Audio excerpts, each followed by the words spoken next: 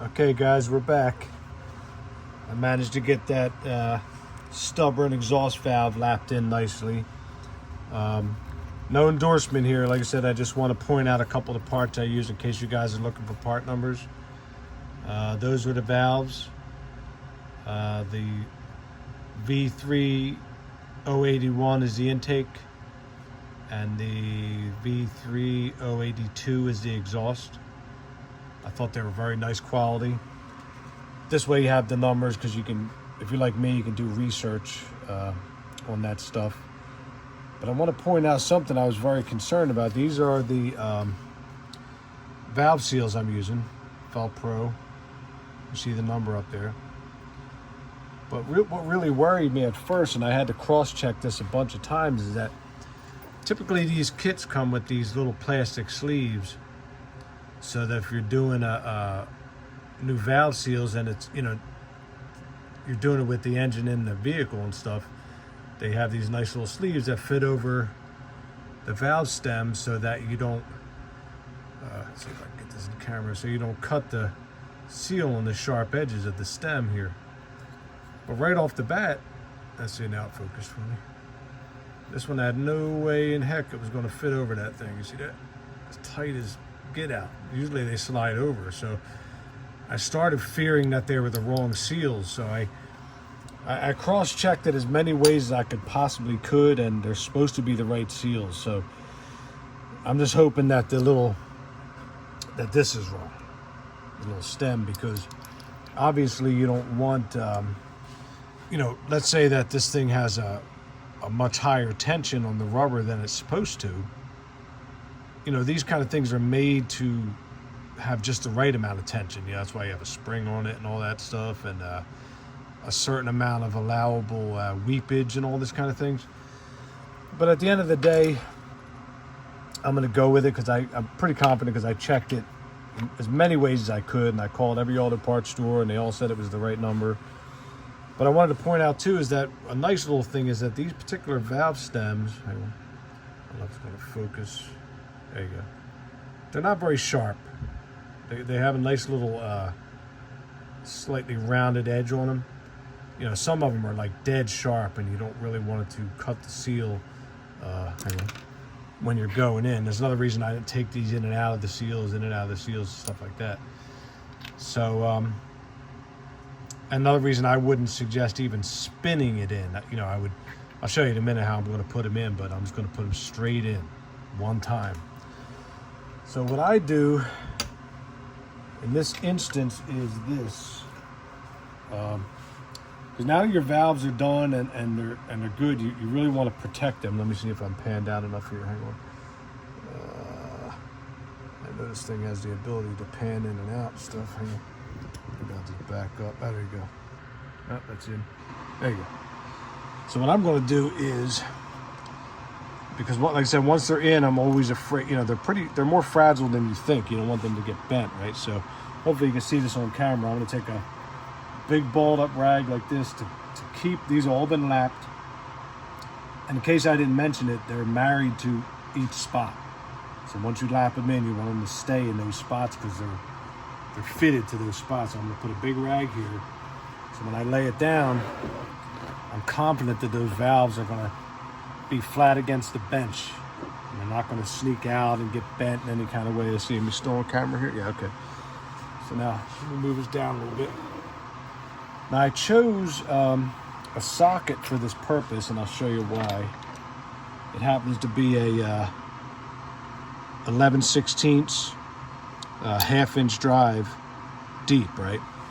But I chose it for a couple reasons to drive these on. For one is it let's see, it had a really nice fit up. See that? Against the bottom bell flange there. Almost no slack. But most importantly, I chose it because, you got to look at your sockets. All sockets are different inside. I chose one that I knew there was no chance of it hitting the stem. Let's see if we can get in there. Yeah, there you go.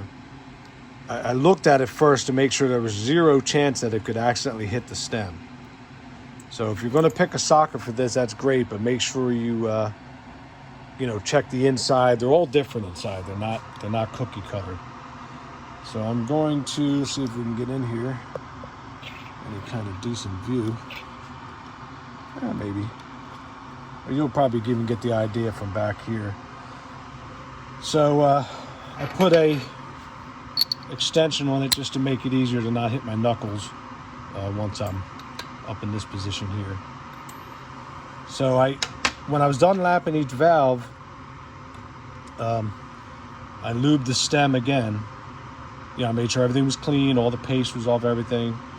I lubed the stem one more time and spun it in there to distribute that oil, because it could be a while before any oil ekes its way down here to lubricate this thing. So it could be quite a while, so you want to make sure it's lubed. And then I'm going to, same thing with the seals. I'm going to stick some lube in there because the same exact reason. It's going to be a while before any oil actually makes its way between the rubber and the metal, right? So, as you got my camera here, I'm going to stuff some in there. And then, somewhere I had a ballpoint pen I was using for that. Here you go. Because I want some to be, when this gets pounded on there, the rubber inside is going over the pedestal that's in the head. So just to help it along and make it, go on there a little smoother, I just put a little oil up in the rubber there. See that? You could use motor oil for this too. So the first thing I'm going to do is just gently push it straight past that little ridge in the valve. I'm not going to spin it or anything. I'm just going to just push it past it. There you go. Because honestly, I think spinning it could do more harm than good. I'm going to knock it on nice and straight. And you'll hear when it's on because it'll have a real solid sound.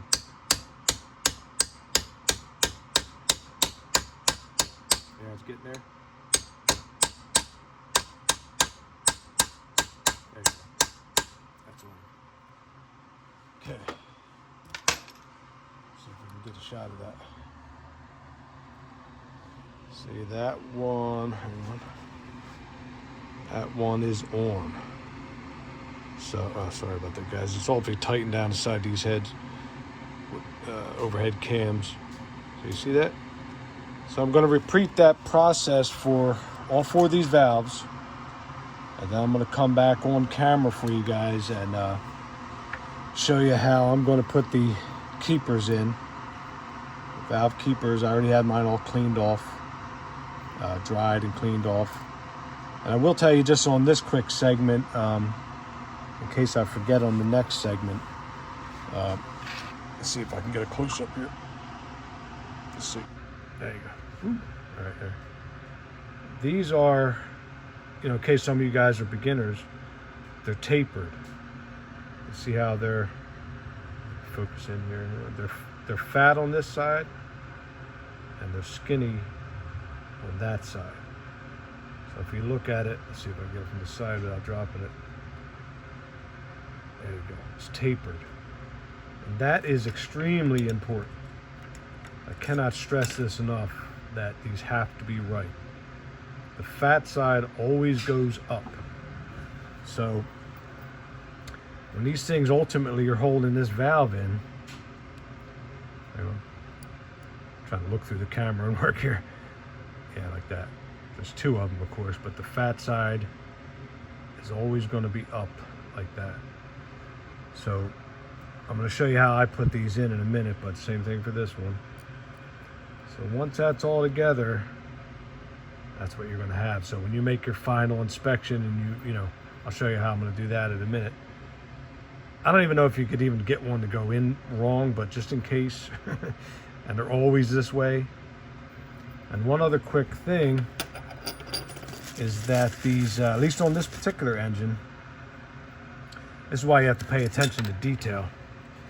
This is the, hang on, let me grab a valve spring here, guys. I don't have it prepared yet.